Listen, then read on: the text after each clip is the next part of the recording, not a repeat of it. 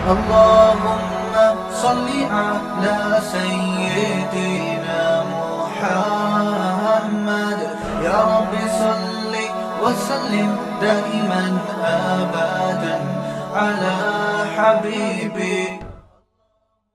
آپ کو معلوم ہے یہاں انبیاء کے واقعات بیان ہو رہے ہیں. سورت کا نام ہی سورہ انبیاء ہے. تو انبیاء میں جو قدر مشترک چیز جو بیان ہو رہی ہے، سورہ ہود میں، سورہ اعراف میں جو انبیاء کا تذکرہ ہوا، اس میں انبیاء کرام کی دعوت کا تذکرہ ہوا کہ انہوں نے قوم کو بلایا، پھر قوم نے کیا جواب دیا، پھر پیغمبر نے کیا جواب دیا، پھر اس جواب کا جواب کیا دیا قوم نے.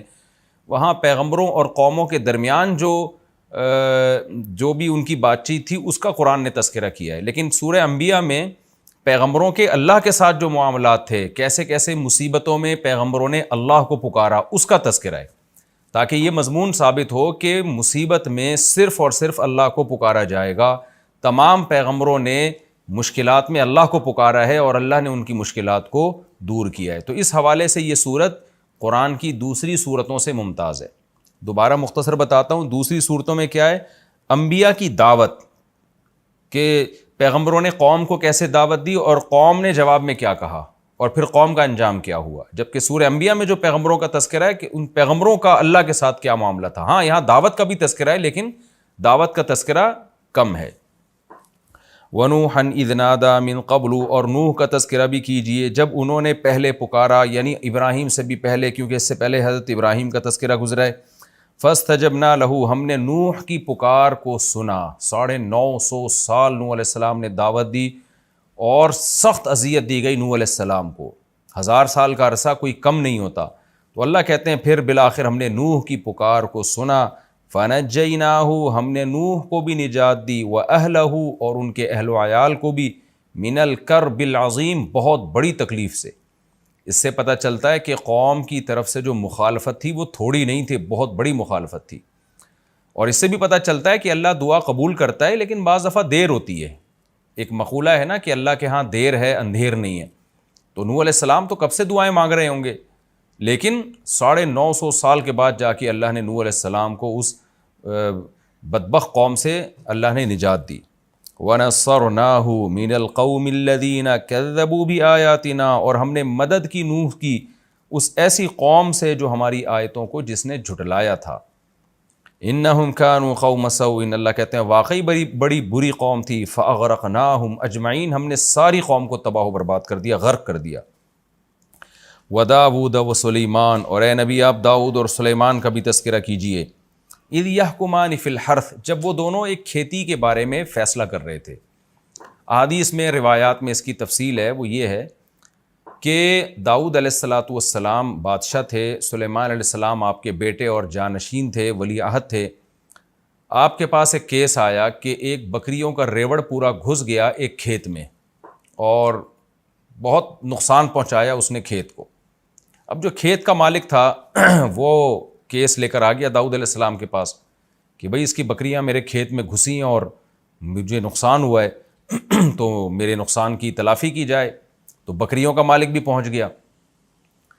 تو داؤد علیہ السلام نے قیاس کے مطابق فیصلہ کیا، سیدھا. وہ فیصلہ یہ تھا کہ بھئی بکریوں نے جتنا نقصان پہنچایا ہے، کیونکہ یہ غلطی بکریوں کے مالک کی ہے، اس کا کام تھا اپنے ریوڑ کی حفاظت کرنا، اس نے حفاظت نہیں کی، بکریوں نے گھس کے کھیت میں جو نقصان پہنچایا تو تمام کا تمام تاوان یہ بکریوں کا مالک بھرے گا. لیکن کمال کی بات یہ تھی کہ وہ تاوان اتنا زیادہ آ رہا تھا جو بکریوں کی ریوڑ کی قیمت کے برابر تھا. یعنی اتنا فصلوں کو نقصان ہو گیا تھا کہ اس فصل سے جو آمدن ہوتی وہ بکریوں کی قیمت کے برابر تھی. لہذا طے یہ ہوا کہ حضرت داؤد نے یہ طے کیا کہ بھئی اب پوری بکریاں ہی اٹھا کے اس کو دے دی جائیں، یعنی ریوڑ پورا ہی اس کو دے دیا جائے. یعنی ظاہر اب قیمت دو یا بکریاں دے دو، بات ایک ہی ہے. تو اب یہ فیصلہ 100% انصاف پر مبنی تھا، لیکن اس میں بکریوں کے مالک کا نقصان بہت زیادہ تھا. بکریوں کے مالک کا اس میں بہت زیادہ نقصان تھا کہ اس کا پورا ریوڑ ہی جا رہا ہے. تو حضرت سلیمان علیہ السلام نے صلح کا راستہ اختیار کیا. انہوں نے فرمایا کہ نہیں، ہمارا مقصد یہ ہے کہ ہم جو کھیت کا مالک ہے اس کے نقصان کی تلافی بھی ہو. اصل مقصد تو یہ ہے، بکریوں کے مالک کو نقصان پہنچانا ہمارا مقصد نہیں ہے، بلکہ ہمارا بنیادی مقصد یہ ہے کہ جو کھیت میں جو نقصان ہوا ہے کسان کا یا زمیندار کا، وہ اس نقصان کی تلافی ہو جائے.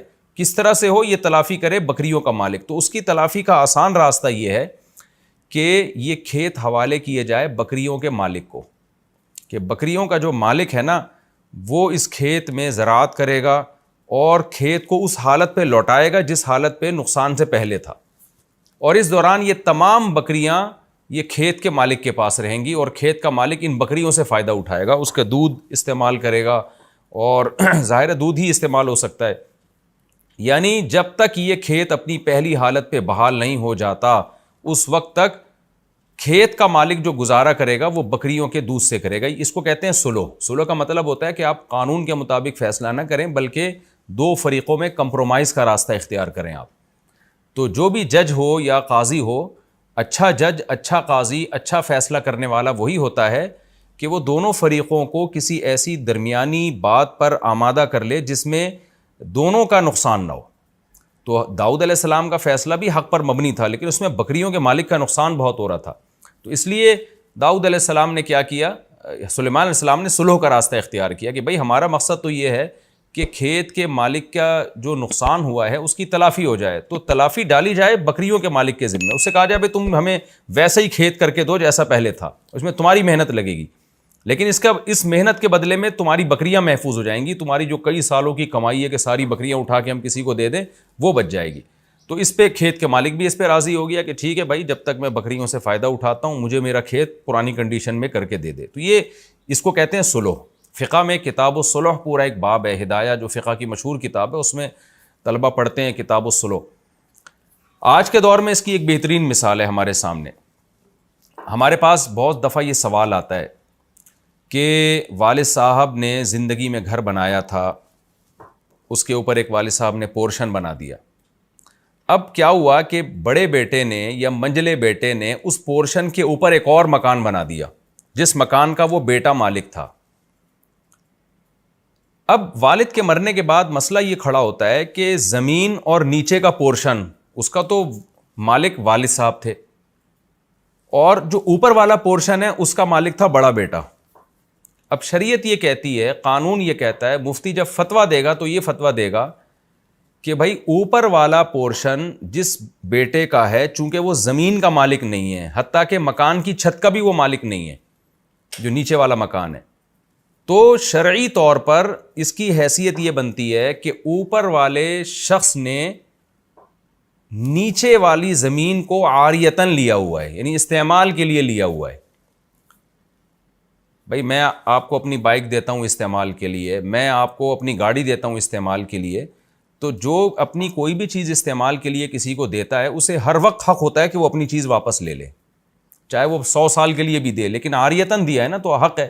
میں آپ کو اپنی گاڑی دیتا ہوں استعمال کے لیے، بائک دیتا ہوں، میں کہتا ہوں جی میں نے آپ کو 20 سال کے لیے دی ہے، لیکن کل میرا دماغ گھوم جاتا ہے، میں کہتا ہوں جی واپس کرو، مجھے نہیں. یہ تو کیونکہ ایک تبرع ہے نا، احسان ہے، تو جب چاہیں آپ اپنی زمین واپس لے لیں، اپنی گاڑی واپس لے لیں. تو جیسے آپ کسی کو سواری کے لیے اپنی گاڑی دیتے ہیں تو عاریتاً آپ کسی کو اپنی زمین بھی دے سکتے ہیں کہ بھئی یہ میری زمین ہے، اس پہ چاہو اپنا گھر بنا لو. اب کسی شخص نے آپ کی زمین پہ اپنا گھر بنا لیا تو آپ کو شریعت ہر وقت یہ حق دیتی ہے کہ آپ کسی بھی وقت اس سے کہہ سکتے ہو مجھے اپنی زمین چاہیے اور یہ مکان خالی، یعنی گھر توڑ کے لے جاؤ، ورنہ ملبہ اٹھاؤ یہاں سے. یہ شرعی طور پہ حق ہے. تو جب بھی آپ کسی کے گھر پہ اپنا گھر بناتے ہیں تو خوب سمجھ لیں، جو نیچے کا جس کا پورشن ہے، جس کے پاس لینڈ ہے، جس کے پاس زمین ہے، اس کو یہ حق ہے کہ وہ کسی بھی ٹائم پہ آپ کو کہہ سکتا ہے کہ یہ مکان اوپر توڑ تاڑ کے لے جاؤ، میری زمین اور میری چھت مجھے خالی کر کے دو. یہ شرعی طور پر اس کو حق ہے. اب جب وراثت میں ہمارے پاس اس طرح کا مسئلہ آتا ہے تو ہم جواب لکھتے ہیں، وہ یہی اکثر مفتیان کرام جواب لکھتے ہیں کہ بھئی یہ جو اوپر والا جس نے پورشن بنایا ہے نا، اب نیچے والے وارثین اگر چاہتے ہیں کہ وہ یہ آرڈر دے دیں اوپر والے کو کہ بھئی یہ ہماری چھت خالی کرو اور یہ تم نے جو بنایا تھا یہ توڑ کے واپس لے جاؤ، تو ان کو یہ حق ہے. لیکن آپ کو پتہ ہے اس میں اوپر والے کا نقصان بہت ہے. اس نے لاکھوں روپے لگا کے ایک فلیٹ بنایا اور فتویٰ یہ دیا جا رہا ہے کہ جی توڑ کے لے جاؤ. تو پھر مفتی صلح کا راستہ یہ ایسی صورت میں اختیار کرتا ہے، جو ہم کرتے رہتے ہیں، لوگوں کو بتاتے رہتے ہیں کہ بھئی دیکھو، بجائے اس کے کہ آپ جس بھائی نے اوپر کا پورشن بنایا تھا اب اس کو توڑنے کا آرڈر دیا جائے گا، آرڈر دیں گے تو اس کو توڑنا پڑے گا، لیکن اس میں اس کا نقصان بہت ہے. تو ہم کوئی ایسی صورت اختیار کر لیتے ہیں جس میں اس کا بھی نقصان نہ ہو اور نیچے والوں کا بھی نقصان نہ ہو، تو اس میں پھر صلح کا راستہ اختیار کیا جاتا ہے۔ پھر یہ کہا جاتا ہے بھائی یہ دیکھا جائے کہ اوپر والے گھر اگر نہ ہوتا تو اس پورے مکان کی قیمت کیا ہوتی، اوپر والا گھر بننے کی وجہ سے اس پورشن کی قیمت کیا یعنی اس پورے مکان کی قیمت میں کتنا اضافہ ہوا ہے۔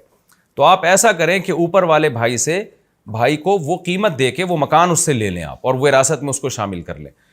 تو یہ بھی صلح کا راستہ ہے، اس میں نہ اوپر والے کو نقصان ہوا نہ نیچے والے کو نقصان ہوا، اور توڑنے میں تو سب کا نقصان ہے۔ تو بعض دفعہ شرعی قانون ایک طرف رہنمائی کر رہا ہوتا ہے، لیکن جو ماہر مفتی ہوتے ہیں یا ماہر قاضی ہوتے ہیں وہ صلح کا راستہ اختیار کرتے ہیں تاکہ دونوں فریقوں میں سے کسی کو بھی نقصان نہ ہو، اور جو مقصد تھا نقصان سے بچانا وہ حاصل ہو جائے۔ تو یہ کتاب الصلح پورا ایک فقہ کے میں ایک پورا باب ہے، اور ہماری عدالتوں میں تو صلح کا کوئی سیٹ اپ ہے ہی نہیں۔ میرے پاس ایک دفعہ کیس آیا، مجھے یاد ہے کہ 2 شخص کا جھگڑا تھا، لاکھوں روپے کا ان کا مسئلہ چل رہا تھا۔ تو مجھے پتا تھا کہ اس میں جب ایک کے حق میں فیصلہ کیا جائے گا تو دوسرے کو بہت شدید نقصان ہوگا اس میں۔ تو وہاں اکثر ہم بھی صلح کا راستہ اختیار کرتے ہیں کہ بھئی کچھ دو کچھ لو کی پالیسی اختیار کر کے اس پھڈے کو ختم کرو۔ تو یہ راستہ ہمیں اختیار کرنا چاہیے۔ تو یہاں بھی اللہ تعالیٰ نے حضرت سلیمان علیہ السلام کی تعریف اس لیے کی کہ داؤد علیہ السلام نے جو فیصلہ کیا وہ بھی شریعت کے مطابق برحق فیصلہ تھا، لیکن سلیمان علیہ السلام نے کمپرومائز کا راستہ اختیار کیا کہ بھئی بکریوں کے مالک نے جان کر تو بکریاں نہیں بھیجی نا جنہوں نے کھیت تباہ کر دیا، تو ٹھیک ہے قانونی لحاظ سے تو ساری بکریاں اس کو دینی پڑیں گی کھیت کے مالک کو، لیکن اس میں بیچارے کا نقصان کتنا ہے، تو کیوں نہ ہم کوئی کمپرومائز والا راستہ اختیار کریں، اس کو بھی نقصان نہ ہو اور جو کھیت کا مالک ہے اس کے نقصان کی تلافی بھی ہو جائے۔ تو آج بھی بہت سے لوگوں کو نا بس وہ ٹو دا پوائنٹ بات کرنے کی عادت ہوتی ہے، اور وہ ایسے فیصلے کرتے ہیں کہ وہ سوسائٹی میں اس فیصلے کو لوگ قبول نہیں کرتے۔ تو جو حکمت پر مبنی لوگ ہوتے ہیں، جو حکیم ہوتے ہیں، حکمت والے ہوتے ہیں، وہ کوشش یہ کرتے ہیں کہ ایسا فیصلہ سنایا جائے جو دونوں کے لیے سوٹیبل ہو۔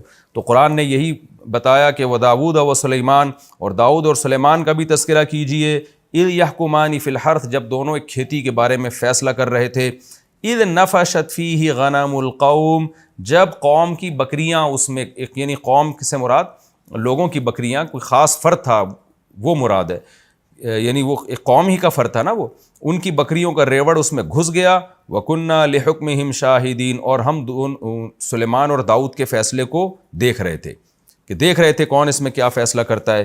فَفَهَّمْنَاهَا سلیمان، ہم نے سلیمان کو سکھا دیا، وہ سلیمان کے دل میں ہم نے ڈال دیا کہ اس طرح سے کرنا ہے۔ تو اللہ حضرت سلیمان کی تعریف اور یہ اس صلح کے راستے کی تعریف اللہ تعالیٰ اس لیے کر رہے ہیں تاکہ اس امت کی رہنمائی ہو، کہ امت بھی ہمیشہ صلح کے راستے کو اختیار کرے، صرف فیصلے تھوپنے والا کام نہ کرے۔ وَكُلًّا آتَيْنَا حُكْمًا وَعِلْمًا، اللہ کہتے ہیں اب ایسا نہ ہو کہ داؤد کی تمہاری نظر میں ویلیو کم ہو جائے کہ داؤد علیہ السلام کو تو پتہ نہیں تھا، سلیمان کو پتہ چل گیا۔ اللہ کہتے ہیں نہ، ہم نے دونوں کو حکمت اور علم دیا تھا، داؤد کو بھی سلیمان کو بھی، لیکن بعض دفعہ ایسے ہوتا ہے کہ اسپیسیفک کسی خاص واقعے میں کسی کی توجہ چلی جاتی ہے، کسی کی نہیں جاتی۔ تو اللہ کہتے ہیں داؤد بھی حکمت والے اور علم والے تھے، سلیمان بھی حکمت والے اور علم والے، لیکن اس واقعے میں ہم نے سلیمان کو زیادہ سیدھے راستے کی طرف رہنمائی کی۔ وَسَخَّرْنَا مَعَ دَاوُودَ الْجِبَالَ، اور ہم نے داؤد کے ساتھ پہاڑوں کو مسخر کر دیا۔ اچھا، اس پچھلے واقعے میں ایک سبق یہ بھی ملتا ہے کہ قرآن کہتا ہے کہ ہم نے سلیمان کو زیادہ اچھا سمجھایا، لیکن پھر قرآن داؤد علیہ السلام کی توہین سے بھی ہمیں بچا رہا ہے کہ تم یہ نہ سمجھو کہ داؤد کے پاس علم اور حکمت نہیں تھا، وہ بھی بڑے حکمت والے اور علم والے تھے۔ اس میں بھی اس طرف اشارہ ہے کہ بعض دفعہ ایک کم درجے کا شخص، اس کی توجہ کسی اچھے فیصلے کی طرف چلی جاتی ہے، اور جو زیادہ ذہین ہوتا ہے، زیادہ علم والا ہوتا ہے، اس کی توجہ نہیں جاتی۔ تو اس سے یہ ثابت نہیں ہو جاتا کہ جس کے دماغ میں اچھا خیال آیا وہ ہر لحاظ سے پہلے سے برتر ہے۔ بعض دفعہ ہوتا ہے کہ آپ زیادہ ذہین ہیں اور دوسرا کم درجے کا ذہین ہے، لیکن اس کم درجے کے ذہین کی توجہ چلی گئی اور آپ کی توجہ نہیں گئی، تو اس سے اس کم درجے والے کو یہ نہیں سمجھنا چاہیے کہ جی میں بہت ذہین ہوں یا میرے پاس علم زیادہ ہے۔ یہ جزیات ایسی ہیں کہ احیاناً اس طرح ہو جاتا ہے کہ ایک کم علم والے کی توجہ چلی جاتی ہے، زیادہ علم والے کی توجہ نہیں جاتی۔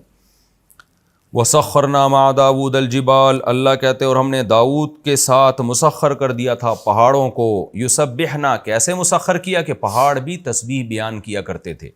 دوسرے مقام پہ ہے نا قرآن میں یا جبال اوبی معہ والطیر، اے پہاڑوں تم بھی داؤد کے ساتھ اللہ کی حمد و ثنا کرو، اور اے پرندوں تم بھی کرو۔ تو پہاڑ بھی تسبیح بیان کرتے تھے۔ دیکھیں قرآن سے پتہ چلتا ہے کہ اس کائنات کی ہر چیز اللہ کی تسبیح بیان کرتی ہے۔ سورہ نور میں ہے وَإِن مِّن شَيْءٍ إِلَّا يُسَبِّحُ بِحَمْدِهِ، ہر چیز اللہ کی تسبیح بیان کرتی ہے۔ تو سوال پیدا ہوتا ہے کہ جب ہر چیز تسبیح بیان کرتی ہے تو یہاں داؤد علیہ السلام کی کیا خصوصیت ہوئی کہ ہم نے پہاڑوں کو مسخر کیا اور وہ بھی تسبیح کرتے تھے؟ تو اس سے صاف پتہ چلتا ہے کہ ویسے تو ہر چیز بزبان حال اللہ کی تعریف کر رہی ہے، لیکن جو داؤد علیہ السلام کا معجزہ تھا وہ یہ تھا کہ باقاعدہ سبحان اللہ الحمدللہ کی پہاڑوں سے آوازیں آیا کرتی تھی۔ یہ معجزہ تھا داؤد علیہ السلام کا کہ داؤد علیہ السلام جب زبور تلاوت کرتے یا اللہ کی حمد و ثنا کرتے تو پہاڑوں سے بھی لا الہ الا اللہ کی اور پرندوں سے بھی لا الہ الا اللہ کی آوازیں آنا شروع ہو جایا کرتی تھیں۔ وَكُنَّا فَاعِلِينَ، اللہ کہتے ہیں اور یہ سارے کام ہم کر رہے تھے۔ یہ بھی ایک اشکال کا جواب ہے کہ پہاڑ کیسے اللہ کی تسبیح بیان کر رہے ہیں، پرندے کیسے کر رہے ہیں؟ تو اللہ کہتے ہیں پرندہ نہیں کر سکتا زبان کے ذریعے کہ وہ زبان انسان کی سمجھ میں آئے، پہاڑ نہیں بول سکتا، لیکن یہ سارے کام ہم کر رہے تھے۔ اسی سے علماء نے استدلال کیا ہے کہ جتنے بھی معجزے پیغمبروں سے صادر ہوتے ہیں ان کا اصل فاعل اللہ ہوتا ہے، پیغمبر نہیں ہوتے۔ تو اس لیے اللہ کہہ رہے ہیں سارے کام میں کر رہا تھا، داؤد نہیں کر رہے تھے یہ سارے کام، کہ ان کے حکم پر پہاڑوں کا سے جو آواز آئی ہے تو یہ آواز ہم نے نکالی ہے پہاڑوں سے۔ وَعَلَّمْنَاهُ صَنْعَةَ لَبُوسٍ لَكُمْ، اللہ کہتے ہیں ہم نے داؤد کو سکھایا صنعۃ لبوس، لبوس کی تشریح میں کر چکا ہوں ترجمے میں، زرہیں جو جنگی لباس ہوتے ہیں نا، سر سے پاؤں تک انسان لوہے کا لباس پہن کے وہ ڈھک جاتا ہے، پھر دشمن کے لیے آپ کو تلوار تیر کے ذریعے نقصان پہنچانا بہت مشکل ہوتا ہے۔ تو اللہ کہتے ہیں ہم نے اے لوگو تمہارے لیے، یعنی اے بنی اسرائیل یا اے اہل اسلام تمہارے لیے، تمہارے کا مطلب ان کا فائدہ ہم سب اٹھا رہے ہیں، جب زرہیں ایجاد ہو گئیں تو سب نے فائدہ اٹھایا اس کا، تمہارے لیے ہم نے یہ سب صنعت داؤد کو سکھائی، لِتُحْصِنَكُم مِّن بَأْسِكُم، تاکہ یہ زرہیں تمہیں تمہاری لڑائیوں میں محفوظ کریں۔ تو داؤد علیہ السلام کو اللہ نے زرہیں بنانا بھی سکھایا۔ فَهَلْ أَنْتُمْ شَاكِرُونَ، اللہ کہتے ہیں بتاؤ اب تم شکر ادا کرو گے؟ اس آیت سے یہ بھی پتہ چلتا ہے کہ دنیاوی علم کی بھی اللہ کی نظر میں بڑی ویلیو ہے۔ اب یہ زرہیں بنانا اور پہننا یہ جنگوں میں ڈیفنس کے کام آتی ہے یہ چیز۔ تو اللہ نے داؤد علیہ السلام کو یہ سب چیزیں سکھائیں تاکہ آپ جنگ میں اپنا دفاع مضبوطی سے کر سکیں۔ تو آج بہت سے لوگ افراط و تفرید کا شکار ہیں، کچھ لوگ دین کے علم کی ان کی نظر میں ویلیو ہی نہیں ہے، یہ ہمارا لبرل طبقہ ہے، اور کچھ لوگ صرف دین کے علم ہی کو علم مانتے ہیں، دنیا کے علم کو کوئی حیثیت ہی نہیں دیتے، یہ بھی غلو کا شکار ہیں۔ تو قرآن میں جہاں دین کے علم کی فضیلت ہے وہاں دنیاوی علم کی بھی فضیلت ہے۔ ظاہر ہے تو دنیا کا علم تھا نا، زرہیں بنانا اور جنگوں میں استعمال کرنا۔ تو جو بھی قوم اپنے ڈیفنس کے لیے محنت کرتی ہے، کوشش کرتی ہے، ٹیکنالوجی میں ترقی کرتی ہے، اس زمانے کی یہ ٹیکنالوجی ہی تھی، کیونکہ قرآن میں دوسرے مقام پر آتا ہے وَقَدِّرْ فِي السَّرْدِ، ہم نے لڑیاں جوڑنا سکھائیں داؤد علیہ السلام کو، کیونکہ یہ ایسے ہی دیسی طریقے سے نہیں ہوتا کہ جی ایک پلیٹ لا کے ادھر ویلڈنگ کر دی، ادھر ویلڈنگ کر کے آپ نے ایک خول چڑھا لی اپنے اوپر، بازو ہیں آپ کے، جوائنٹس ہیں آپ کے، اس کو موو کرنا ہے۔ یہ تو قدر فی السردی، اللہ کہتے ہیں ہم نے ان کو لڑیوں کو جوڑنا سکھایا داؤد علیہ السلام کو، تو اس طرح سے انہوں نے زرہیں بنائی تاکہ جنگوں میں ہمارے کام آئیں۔ آگے اللہ فرماتے ہیں وَلِسُلَيْمَانَ الرِّيحَ، اور ہم نے سلیمان کے لیے ہوا کو مسخر کر دیا، عاصفۃً، بڑی طوفانی ہوا تھی۔ اچھا قرآن میں ایک جگہ آتا ہے کہ رخاء، نرم ہوا تھی، اور ایک جگہ آتا ہے تیز ہوا تھی، عاصفہ تیز ہوا۔ تو علماء نے تطبیق دی ہے کہ وہ رفتار کے لحاظ سے تیز تھی لیکن اسموتھ ہونے کے اعتبار سے وہ نرم تھی، کیونکہ تیز ہوا ہلا دیتی ہے انسان کو، ڈرا دیتی ہے انسان کو، اٹک پٹک کر دیتی ہے، تو اسپیڈ کے لحاظ سے تیز تھی، اتنی تیز کہ مہینوں کا سفر دنوں میں ہونا شروع ہو گیا، اور لیکن نرم اتنی کہ جیسے ہم جہاز میں جب سفر کرتے ہیں نا تو کیسے اسپیڈ کے ساتھ جا رہا ہوتا ہے لیکن کوئی جھٹکے نہیں آتے، کوئی انسان ہلتا جلتا نہیں ہے اس میں، تو اس لحاظ سے وہ ہوا نرم تھی سلیمان علیہ السلام کے لیے۔ تجری بامرہ الی الارض التی بارکنا فیہا، یہ ہوائیں چلتی تھیں سلیمان کے حکم سے اس زمین کی طرف جس زمین میں ہم نے برکت رکھی ہے، یعنی ارض شام، بیت المقدس۔ سلیمان علیہ السلام کا مرکز اور داؤد علیہ السلام کا جو مرکز تھا خلافت کا وہ بیت المقدس تھا، فلسطین تھا، وہاں سے آپ پوری دنیا میں ٹریولنگ کرتے تھے، تو اس کے لیے آپ کو ایک تخت اللہ نے دیا جو ہوا میں اڑتا تھا، اور ہوائیں پوری فوج کو اور جنات شیاطین کو لے کے جہاں چاہتی بہت اس رفتار کے ساتھ وہ ہوائیں آپ کے تخت کو پہنچا دیا کرتی تھی.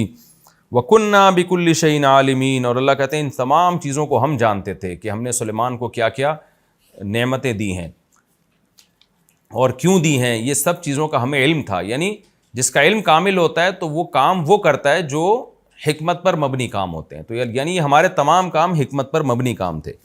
وَمِنَ الشَّيَاطِينَ، اللہ کہتے ہیں اور ہم نے سرکش جنات، شیطان کا اطلاق سرکش جناتوں پر ہوتا ہے.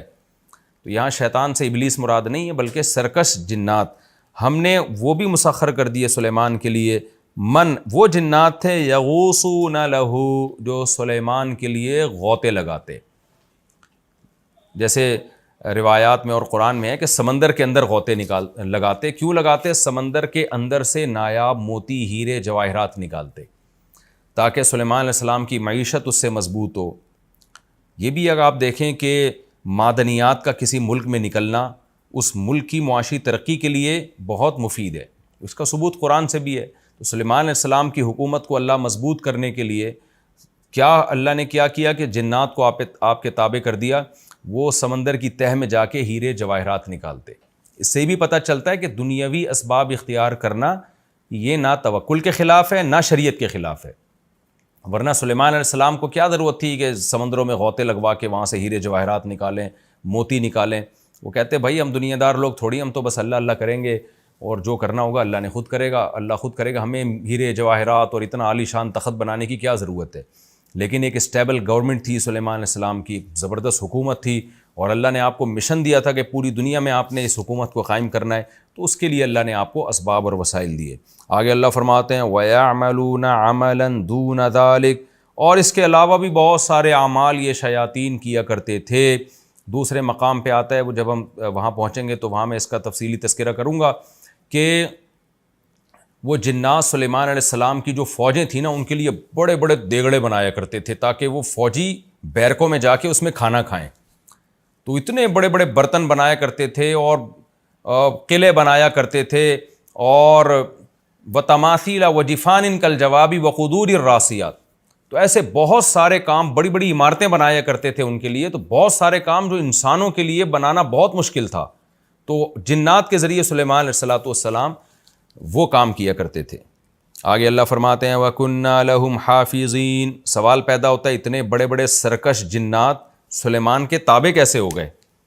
ظاہر ہے جو جن سمندر میں گھس کے اس کی تہہ سے موتی نکال کے لا رہا ہے اور بڑے بڑے پہاڑوں پہ پتھروں کو لے کے جا رہا ہے تو انسان کو بھی بڑا نقصان پہنچا سکتا ہے، اور انسان کے تابع کیوں بنے گا؟ اس کا اللہ نے جواب دیا وَكُنَّا لَهُمْ حَافِظِينَ. ان جنات کی حفاظت ہم کر رہے تھے. حفاظت کا مطلب پہرا ہم دے رہے تھے کہ وہ سرکش نہ ہونے پائیں. اس سے پتہ چلتا ہے کہ آج کے عاملین جو کہتے ہیں ہم نے جناتوں کو تابع کیا ہوا، یہ جھوٹ بولتے ہیں. جنات کو تو اللہ نے تابع کیا تھا، سلیمان علیہ السلام کے لیے مسخر کیا. تو تبھی تو قرآن اشکال کا جواب دے رہا ہے کہ اتنے پاورفل جنات انسان کے فرما بردار کیسے بن گئے. تو اللہ کہتے ہیں وہ خود تھوڑی بنے، کنا لہم حافظین، ہم حفاظت کر رہے تھے ان کی، ہم نے ان کو ہلنے نہیں دیا، سلیمان کا روب ان کے اوپر ڈال دیا.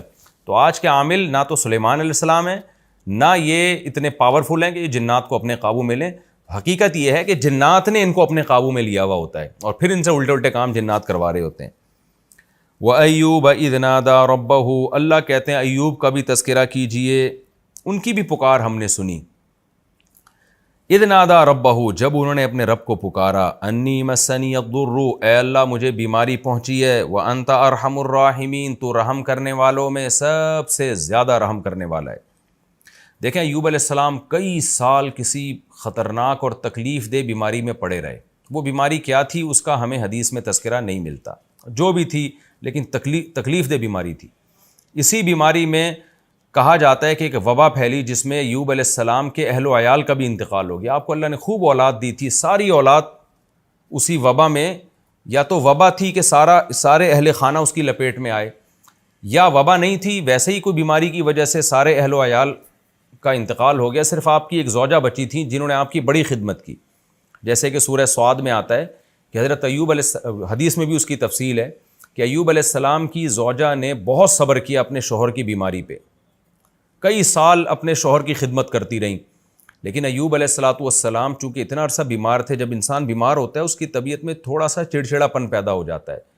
تو ان کی زوجہ سے ایک دن آپ کی خدمت میں کچھ کوتاہی ہوئی. حضرت ایوب علیہ السلام کو غصہ آیا. آپ نے فرمایا میں ٹھیک ہو گیا تو تجھے 100 کوڑے ماروں گا میں.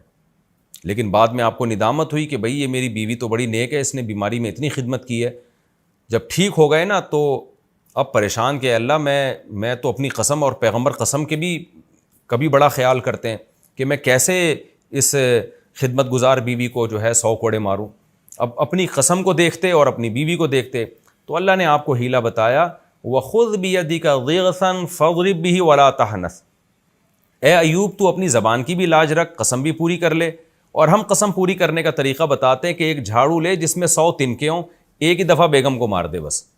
تو بیگم کو بھی پتا ہو کہ بھئی اللہ نے حیلہ بتایا تاکہ قسم میں بری ہو جائیں. تو ایوب علیہ السلام نے ایسا ہی کیا. تو اللہ نے حضرت ایوب علیہ السلام کی زوجہ کی بھی رعایت کی اور ایوب علیہ السلام کی بھی رعایت کی. باقی سارا خاندان حضرت ایوب علیہ السلام کا وفات پا گیا. تو آپ کو تنہائی محسوس ہوتی تھی, لیکن اس طویل بیماری میں اور ان تنہائی کے ایام میں اولاد جب آپ سے چھین لی گئی, سب کی موت واقع ہو گئی, تو ایوب علیہ السلام صبر کرتے رہے. تو قرآن نے ایوب علیہ السلام کے بارے میں فرمایا انا وجدناہ صابرا, ہم نے بڑا صبر والا پایا. آج تھوڑی سی پریشانی آتی ہے, خودکشی کی باتیں, منہ سے غلط باتیں. ایوب علیہ السلام کی ساری اولاد کا انتقال ہو گیا اور تنہا ہو گئے, صرف ایک زوجہ بچی تھیں جو خدمت کرتی تھیں, اور طویل عرصہ بیماری میں. تو قرآن کہتا ہے پھر ایوب نے ہمیں پکارا, انی مسنی الضر, اے اللہ مجھے بہت مصیبت پہنچ چکی ہے. یعنی پیغمبر کا بھی صبر ایک انتہا کو پہنچتا ہے اور اللہ بھی اتنا آزماتا ہے. اے اللہ میں بہت مشکل میں ہوں. وَأَنْتَ أَرْحَمُ الرَّاحِمِينَ, تو رحم کرنے والوں میں سب سے زیادہ رحم کرنے والا, یعنی تو مجھ پہ ترس کھا. دیکھیں دعائیں تو ایوب علیہ السلام اس وقت سے ہی مانگ رہے ہوں گے نا جب سے بیمار ہیں. پیغمبر تو دعائیں مانگنے میں بخل تھوڑی کرتے ہیں, لیکن یہ وہ دعا ہے جو بہت ہی عاجزی کے ساتھ نکلی. مسنی الضر, بیماری کا لفظ نہیں کہا کہ مجھے بیماری پہنچی ہے, مطلب مصیبت پہنچی ہے مجھے بہت زیادہ, اور تو مجھ پر رحم کر. تو اللہ کہتے ہیں فاستجبنا لہ, ہم نے ان کی دعا کو قبول کیا. اللہ چاہتے پہلے دن قبول کر لیتے, لیکن اللہ اپنے نیک بندوں کو بعض دفعہ طویل آزمائش میں ڈالتے ہیں اور پھر اللہ ان کی دعاؤں سے اس آزمائش کو دور کرتے ہیں. اللہ فرماتے ہیں فاستجبنا لہ, ہم نے ایوب کی دعا کو قبول کیا. فکشفنا ما بہ من ضر, جو مصیبت ان کو پہنچی تھی وہ ہم نے ان سے دور کر دی. کشف کا معنی جیسے بادل چھٹ جاتے ہیں نا, تو کشف کا معنی ایسے کھول دینا. وآتیناہ اہلہ, اور ہم نے ان کو ان کا اہل لوٹا دیا, یعنی گھر والے لوٹا دیے. ومثلہم معہم, اور ان گھر والوں جتنے اور زیادہ. اب اس کی 2 تفسیریں کی گئی ہیں کہ اس آیت کا کیا مطلب ہے. ایک مطلب تو یہ بیان کیا گیا ہے کہ جو گھر والے ان کے انتقال کر گئے تھے, جو اولاد ان کی دنیا سے چلی گئی تھی, اللہ نے ان کو دوبارہ زندہ کر دیا اور اس جیسی مزید اولاد دے دی اللہ نے. یعنی آپ کی نسل میں اللہ نے ڈبل اضافہ کر دیا تاکہ اور آپ کا گھر آباد ہو جائے اور آپ کو اولاد مل جائے. تو یہ بھی مطلب بیان کیا گیا, لیکن زیادہ راجح مطلب دوسرا ہے. وہ یہ ہے کہ اللہ نے آپ کو, جو بچے مر گئے تھے ظاہر ہے وہ تو مر گئے, اللہ کا قاعدہ یہی ہے کہ جو موت جس کو آ جاتی ہے اللہ دوبارہ زندہ نہیں کرتے. لیکن ایوب علیہ السلام کی تنہائی دور کرنے کے لیے اللہ نے بہت جلدی آپ کو اتنی ہی اولاد اور دے دی. ومثلہم معہم, اور ان جیسی مزید دے دی. یعنی پہلے جتنے آپ کی اولاد تھی اب اس سے ڈبل اولاد اللہ نے آپ کو دے دی. تو یہ بھی اللہ کی بہت بڑی نعمت. تو اس سے بھی آپ اندازہ لگائیں تو کہ اللہ تعالیٰ تو خاندان کے بڑے ہونے کو بہت بڑی نعمت قرار دے رہا ہے, اولاد کے دگنے ہونے کو اور زیادہ اولاد ہونے کو اتنی بڑی نعمت قرار دے رہا ہے کہ ایوب علیہ السلام کی اللہ نے ایسے پکار سنی کہ ان کے اہل چھین لیے تو اللہ نے اور زیادہ اولاد آپ کو دے دی. اور آج فیملی پلاننگ والے کیسا دماغ خراب کیا ہوا انسانوں کا, اور ہمارے پڑھا لکھا طبقہ کیسا فطرت کا باغی ہو گیا اور ان نعروں سے کتنا متاثر ہے, اور اپنے گھروں کو ان لوگوں نے نسل روک کے کیسا بے رونق کر دیا ہے. میں بار بار جب جاتا ہوں نا مالداروں کے گھروں میں, جب بھی میں جاتا ہوں مالداروں کے گھروں میں اور بڑے بڑے بنگلے دیکھتا ہوں اور دیکھتا ہوں ان کے ایک آدھ سے زیادہ بچہ نہیں ہے, تو مجھے بار بار یہ آیت یاد آتی ہے, نسوا اللہ فانساہم انفسہم, یہ اللہ کو بھول گئے, اللہ نے ان کو اپنے فائدے کی چیزیں بھلا دی.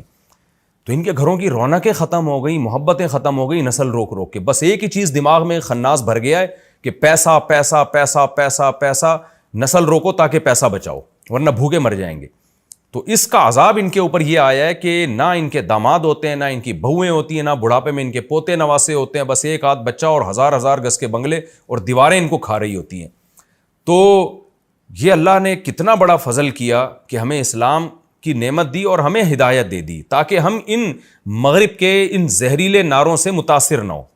یہ بڑے زہریلے نعرے ہیں جو بڑے میٹھے شیرے میں رکھ کے نا لالی پاپ ہمیں دی جا رہی ہے، اور یہ بتایا جا رہا ہے کہ یہ تمہارے فائدے کی چیزیں، حقیقت میں اس سے آپ کا خاندان تباہ ہو رہا ہے، آپ کی محبتیں تباہ ہو رہی ہیں۔ تو ایوب علیہ السلام کے پر اللہ نے کتنا بڑا احسان کیا۔ اللہ کہتے ہیں ہم نے مزید اولاد بھی دی اور اس سے جتنی تھی اس کا ڈبل کر کے دے دی ہم نے اولاد۔ آگے اللہ فرماتے ہیں وَآتَيْنَاهُ أَهْلَهُ وَمِثْلَهُمْ مَعَهُمْ رَحْمَةً مِّنْ عِنْدِنَا، یہ سب کام ہم نے اس لیے کہ اپنی طرف سے رحمت کرتے ہوئے، کیونکہ ایوب نے کہا تھا اے اللہ تو ارحم الراحمین ہے۔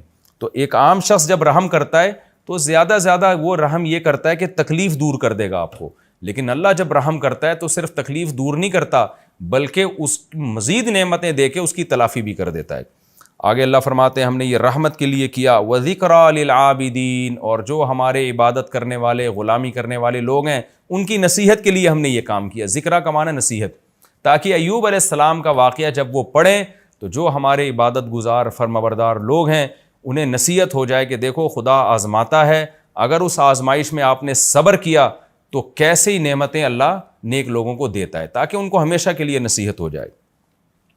آگے اللہ فرماتے ہیں وَإِسْمَاعِيلَ وَإِدْرِيسَ وَذَا الْكِفْلِ، اور آپ اسماعیل، ادریس اور ذوالکفل کا بھی تذکرہ کیجیے۔ حضرت ذوالکفل کے بارے میں صحیح احادیث میں ہمیں زیادہ معلومات نہیں ملتی، بس اتنا ہے کہ قرآن کے سیاق و سباق سے پتہ چلتا ہے کہ یہ بھی کوئی پیغمبر تھے۔ کل من الصابرین، اللہ فرماتے ہیں سب صبر کرنے والے تھے۔ اسماعیل علیہ السلام کا صبر تو مشہور ہے کہ کیسے ان کی گردن پہ چھری رکھی، انہوں نے کہا صبر کروں گا میں۔ ادریس علیہ السلام بھی صبر والے پیغمبر تھے، اس کی تفصیل ہمیں نہیں ملتی احادیث اور قرآن میں، اور ذوالکفل بھی صبر والے پیغمبر تھے، کیا صبر کیا ہمیں نہیں ملتا، لیکن اتنی بات ہے کہ ان سب نے صبر کیا۔ اللہ فرماتے ہیں کل من الصابرین، یہ سب صبر کرنے والے لوگ تھے۔ وَأَدْخَلْنَاهُمْ فِي رَحْمَتِنَا، ان سب کو ہم نے اپنی رحمت میں داخل کیا۔ إِنَّهُمْ مِنَ الصَّالِحِينَ، یہ سب کے سب نیک لوگوں میں سے تھے۔ وَذَنُّونِ، اچھا اللہ حضرت یونس کا تذکرہ ان سے الگ کر رہے ہیں کیونکہ ان سے ایک ایسا کام ہوا جو بظاہر بے صبری کا تھا، اس لیے اللہ نے ان کا الگ تذکرہ کیا۔ وہ کیا تذکرہ ہے کہ یونس علیہ السلام جب اپنی قوم کی تبلیغ کرتے کرتے تھک گئے اور ان کو لگا کہ اب اس قوم پر اللہ کا عذاب آئے گا تو کہیں میں بھی عذاب میں نہ پکڑا جاؤں، تو حضرت یونس علیہ السلام اللہ سے پرمیشن لیے بغیر قوم کو چھوڑ کے چلے گئے۔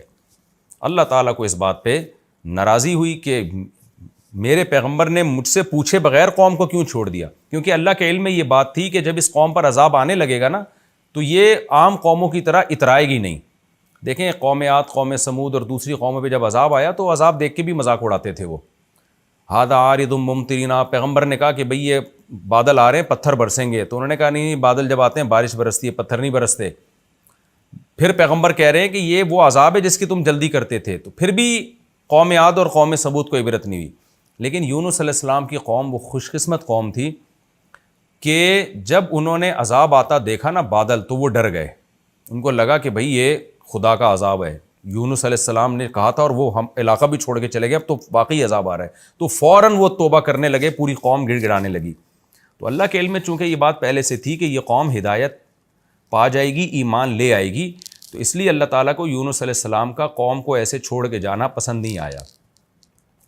لیکن یونس علیہ السلام کا مقصد خدا کی نافرمانی نہیں تھی، یونس علیہ السلام پر اللہ کے خوف کا غلبہ تھا، اللہ کی خشیت کا غلبہ تھا۔ حالانکہ آپ کو پتہ تھا کہ اللہ پیغمبروں کو عذاب نہیں دیتا، لیکن اللہ کا خوف، اللہ کا جلال، اللہ کا عذاب ایسی چیز ہے کہ پیغمبر، جیسے حدیث میں آتا ہے نا جب ذرا سی بارش تیز یعنی بادل آتے، ہوائیں چلتی، ہمارے نبی پر ایک خوف طاری ہو جایا کرتا تھا۔ تو یونس علیہ السلام کا بھی معاملہ ایسے ہوا۔ وَذَنُّونِ، اللہ فرماتے ہیں نون والے مچھلی والے کا بھی تذکرہ کریں۔ اِذ ذَهَبَ مُغَاضِبًا، جب وہ غضبناک ہو کے گیا، کس سے غضبناک ہوا؟ قوم سے۔ فَظَنَّ، اور وہ یہ سمجھ بیٹھا، أَلَّن نَقْدِرَ عَلَيْهِ، کہ ہمیں یونس پر قدرت ہی نہیں ہے۔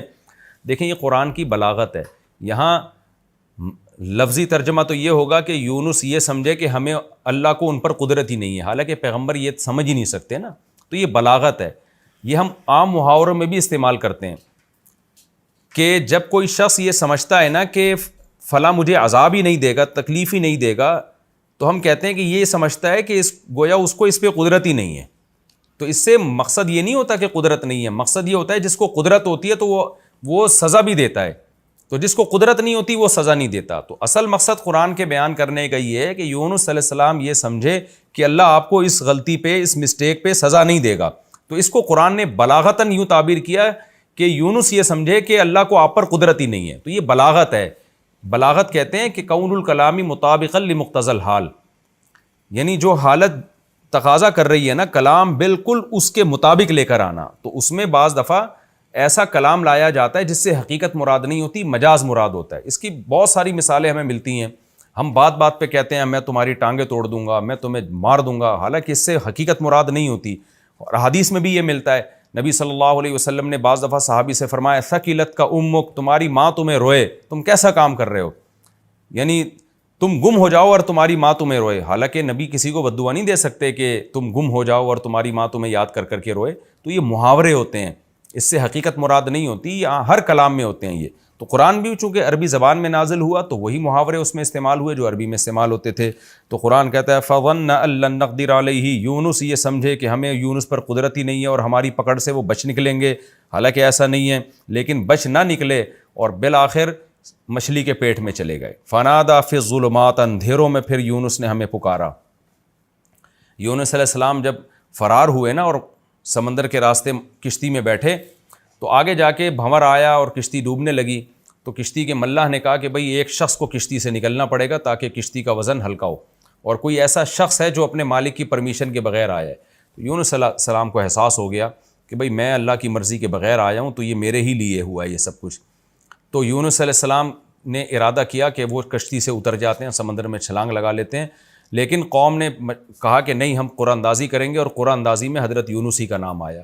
تو یونس علیہ السلام کو کشتی سے کیسی بڑی آزمائش، آپ دیکھیں سمندر کی موجوں میں کوئی چلا جائے تو کتنی بڑی آزمائش ہے. تو یونس علیہ السلام نے سمندر میں چھلانگ لگائی، مچھلی منہ کھول کے کھڑی ہوئی تھی، مچھلی نے آپ کو نگل کے سمندر کی تہہ میں لے گئی. اب قرآن کہتا ہے کئی اندھیروں میں اللہ نے یونس علیہ السلام کو وحی نہیں کی کہ اے یونس تو نے غلطی کی ہے، نہ. یونس علیہ السلام کو خود احساس ہو گیا. تو اس سے پتہ چلتا ہے نیک لوگوں کے ساتھ جب کوئی ایسا کام ہو رہا ہو نا جو ان کی آزمائش ہو، تو ان کو احساس ہو جاتا ہے کہ ہم سے کوئی غلطی ہوئی ہے جس کی ہمیں سزا مل رہی ہے.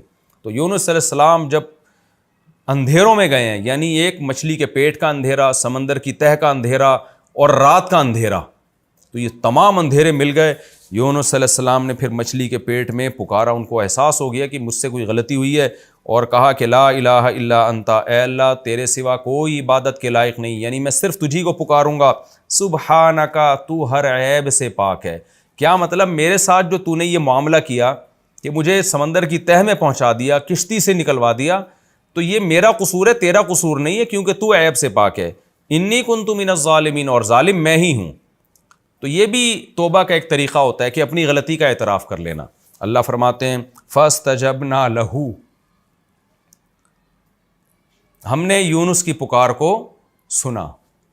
کتنی بڑی فضیلت ہے دعاؤں کی. آج سارا زور لوگوں نے وظیفوں پہ اور روحانی ٹوٹکوں پہ لگایا ہوا ہے، دعائیں مانگنے کا رواج ختم ہو گیا. یونس علیہ السلام نے لا الہ الا انت سبحانہ کی تسبیح نہیں پڑھی تھی وہاں بیٹھ کے، وظیفے کے طور پہ نہیں پڑھا تھا، دعا مانگی تھی اللہ سے. ایوب علیہ السلام نے اللہ سے دعا مانگی، زکریا علیہ السلام نے اللہ سے دعا مانگی. تو آج دعاؤں کو فوکس نہیں کر رہے لوگ. اللہ کہتے ہیں ہمیں پکارا، ہماری حمد و ثنا کی، فاستجبنا لہ، ہم نے یونس کی پکار کو قبول کیا. ونجیناہ من الغم، اور جس غم میں یونس مبتلا تھے، کتنا بڑا غم، کیسا خوف، سمندر کے بیچ میں جائیں کیسا خوف ہوتا ہے. وہ اللہ کہتے ہیں ہم نے یونس کو اس غم سے نجات دی. کیسے نجات دی؟ دوسرے مقام پر آتا ہے کہ مچھلی آئی اور سمندر کے کنارے ایسے اگل دیا مچھلی نے آپ کو، اور پھر اللہ نے آپ کے قریب ایک درخت پیدا کر دیا فوراً، اس درخت کی چھاؤں میں آپ کو سکون ملا. پھر اللہ کہتے ہیں ہم نے ان کو آپ کی قوم کی طرف دوبارہ بھیجا. ونجیناہ من الغم، اللہ کہتے ہیں ہم نے آپ کو غم سے نجات دی. وکذالک ننجی المؤمنین، اور اسی طرح ہم ایمان والوں کو نجات دیا کرتے ہیں. کیا مطلب؟ جن کا خدا پہ ایمان ہوتا ہے. بے ایمانوں کو نہیں، بے ایمانوں کی دعائیں قبول نہیں ہوتی. آج تو ہماری دعائیں بے اثر ہو گئی ہیں، اس کی وجہ یہ ہے کہ ہمیں اللہ پر ایمان ہی ختم ہو گیا ہے. ہم تو ٹرائی کر رہے ہوتے ہیں کہ قبول ہو گئی تو ٹھیک ہے, نہیں ہوئی تو چلو مانگنے میں کیا جا رہا ہے. تو دعاؤں میں وہ جان اور وہ طاقت ہمارے ختم ہو چکی ہے. تو اللہ نے فرماتے ہیں وَكَذَلِكَ نُنْجِي الْمُؤْمِنِينَ, ہم ایمان جو ہم پر اعتماد کرتے ہیں, ایمان لاتے ہیں, اس طرح سے ہم ان کو نجات دیتے ہیں. یعنی تمام ناکامیوں کے اسباب کے ہوتے ہوئے ہم ان کو کامیاب کر دیتے ہیں. وَزَكَرِيَّا إِذْ نَادَى رَبَّهُ, اور زکریا کو بھی یاد کیجئے جب اس نے اپنے رب کو پکارا اور کیا کہا, ربی لا تذرنی فردن, اے اللہ تو مجھے اکیلا مت چھوڑ. بوڑھے ہو چکے ہیں, بال سفید ہو چکے ہیں, بیوی 90-100 سال کی, وہ بھی بڑھیا, لیکن اللہ تعالیٰ فرماتے ہیں کہ ہمیں زکریا نے پکارا, اے اللہ تو مجھے اکیلا مت چھوڑ, وانت خیر الوارثین, اور تو سب سے بہتر وارث ہے. یعنی اصل میں تو میرا وارث تو ہی ہے. وارث کا مطلب سب کے جانے کے بعد جو رہتا ہے وہ تو ہی رہتا ہے, لیکن میں چاہتا ہوں کہ دنیا کے لحاظ سے بھی میرا کوئی وارث بنے, میری کوئی اولاد بنے جو کہ باپ کی وارث ہوتی ہے.